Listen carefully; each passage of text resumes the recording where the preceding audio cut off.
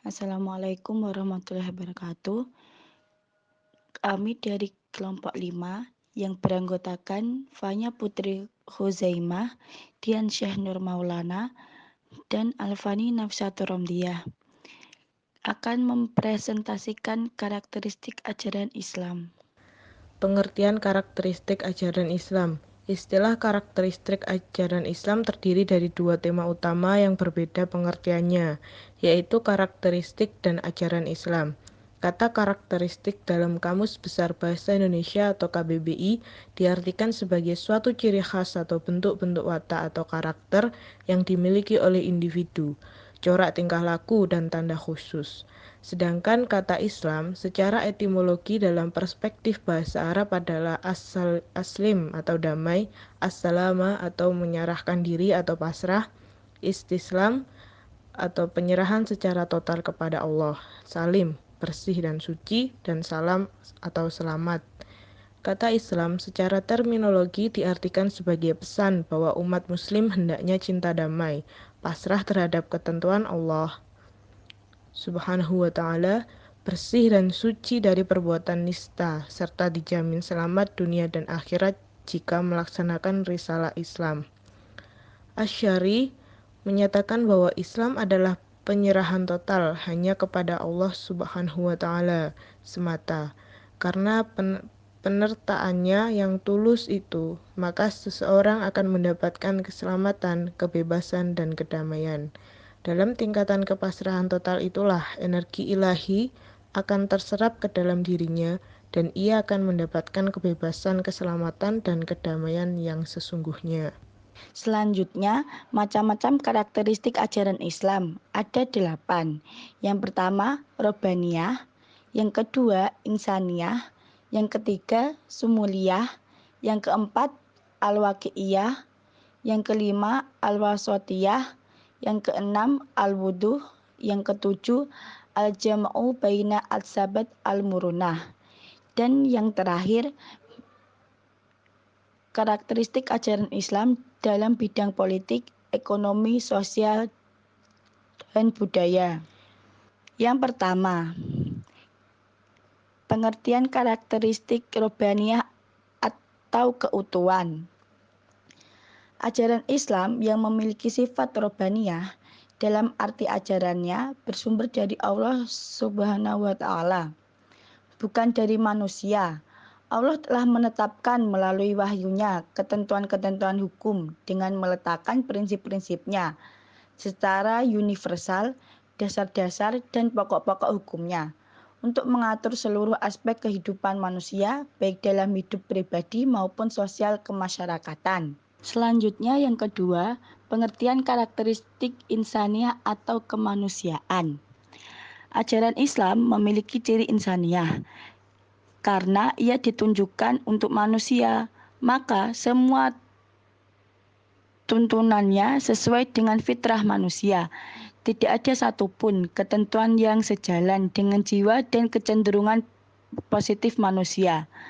Sesungguhnya setiap orang yang mengkaji Islam melalui kitab suci Al-Quran dan sunnah Rasul akan mengetahui secara jelas dan gamblang bahwasannya Islam mengerahkan perhatian yang optimal pada sisi manusiawi, termasuk pada bab ibadah khusus. Sebagai contoh, kewajiban zakat dan substansinya, kita akan mendapatkan sisi kemanusiaannya dalam ibadah ini. Ibadah-ibadah lainnya juga tidak terlepas dari aspek atau sisi kemanusiaannya yang diselipkan secara implisit atau tersirat. Contohnya, salat merupakan pertolongan bagi manusia untuk menghadapi pertarungan hidup. Yang ketiga, pengertian karakteristik sumuliyah atau mencakup segala aspek kehidupan. Islam menghadirkan ajaran yang bersifat menyeluruh, memberikan tuntunan pada setiap aktivitas dan persoalan dalam kehidupan manusia. Islam tidak hanya memberikan tuntunan dan keyakinan atau akidah, ritual atau ibadah dalam rangka hubungan manusia dengan Tuhan, tetapi juga memberi bimbingan dalam hubungan antar manusia atau muamalah, dan moralis atau akhlak, bahkan hubungan manusia dengan alam lingkungannya. Ajaran Islam merupakan hidayah atau petunjuk dari Rabb manusia untuk seluruh umat manusia dan merupakan rahmat Allah bagi hambanya. Selanjutnya yang keempat, pengertian karakteristik al-waqi'ah atau realistis. Di antara hakikat yang dapat dipungkiri bahwa syariat Islam dibangun dan didasarkan kepada kemudahan, keadilan, dan rahmat, mempertimbangkan kemaslahatan manusia di dunia dan akhirat. Karakteristik ini mengandung makna bahwa ajaran Islam dapat diamalkan oleh semua manusia, apa dan bagaimanapun tingkat pendidikan, kondisi, dan situasinya, kapan dan dimanapun manusia berada. Islam menempatkan manusia sebagai makhluk yang dapat melakukan kebenaran dan melakukan kesalahan. Manusia juga dapat konsisten pada jalan yang lurus, tapi juga bisa tersesat. Maka Islam memberikan motivasi dan memberi peringatan, mewajibkan amar ma'ruf nahi munkar, mensyariatkan sanksi-sanksi, membuka taubat, dan mempunyai hukum tersendiri dalam kondisi darurat. Selanjutnya, yang kelima, pengertian karakteristik al-wasatiyah atau tawazun, moderat, dan seimbang.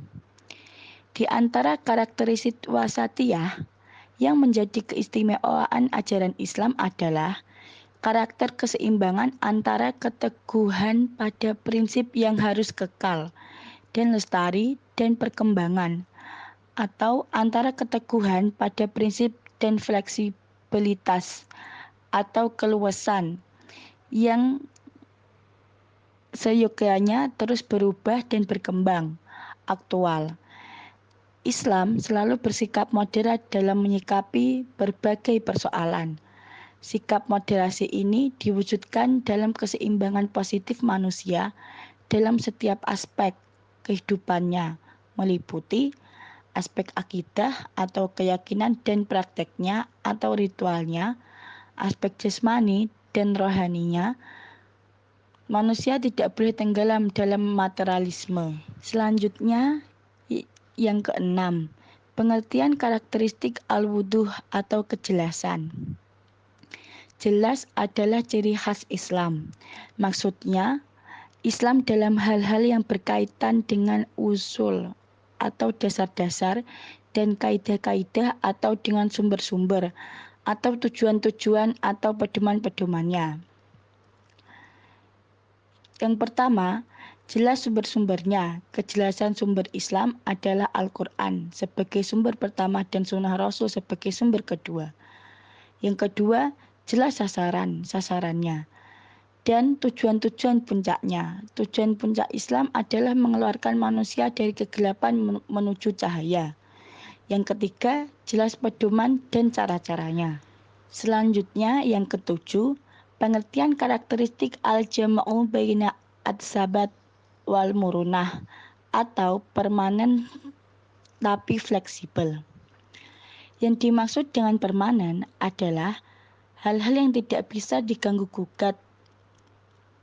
Ya harus begitu. Misalnya salat 5 waktu yang mesti dikerjakan. Tetapi dalam pelaksanaannya ada ketentuan fleksibel. Misalnya, bila seorang muslim sakit, dia bisa salat dengan duduk atau berbaring. Kalau perjalanan jauh, dijamak dan dikosor. Dan bila tidak ada air atau sebab-sebab tertentu, berwudu bisa diganti dengan bertayamum.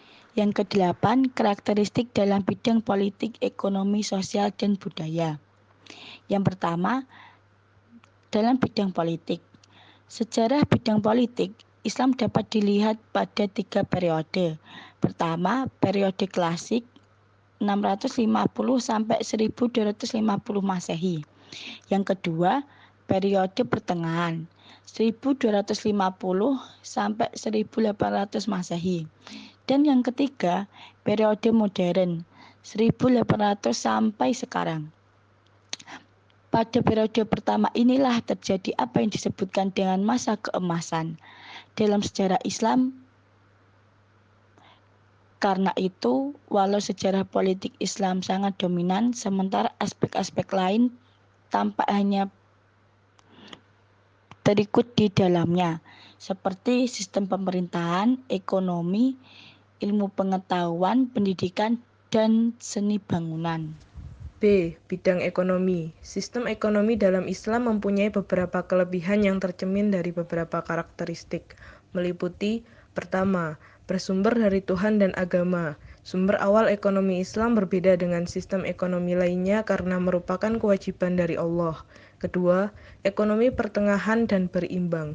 Ekonomi Islam berposisi tengah antara aliran individualis atau kapitalis yang melihat bahwa hak kepemilikan individu bersifat absolut dan tidak boleh diintervensi oleh siapapun, dan aliran sosialis atau komunis yang menyatakan ketiadaan hak individu dan mengubahnya ke dalam kepemilikan bersama dengan menempatkannya di bawah dominasi negara.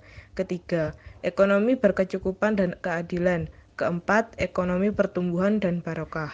C. Bidang sosial. Karakteristik ajaran Islam di bidang ini bahwa Islam mengajarkan setiap manusia untuk hidup damai dan sejahtera. Lebih khususnya, di bidang ini Islam menjunjung tinggi tolong-menolong, saling menghargai tentang hak dan kewajiban, kesetiakawanan, egaliter atau kesamaan derajat, tenggang rasa, dan kebersamaan. Atas dasar ukuran ini, maka dalam Islam semua orang memiliki kesempatan yang sama. Selanjutnya adalah D. Bidang budaya, yaitu karakteristik ajaran Islam dalam ilmu dan kebudayaan bersikap terbuka, akomodatif, tetapi juga selektif. Dari satu sisi, Islam menerima berbagai masukan dari luar, tetapi bersamaan dengan itu, Islam juga tidak begitu saja menerima seluruh jenis ilmu dan kebudayaan selain yang sejalan dengan ajaran Islam sendiri.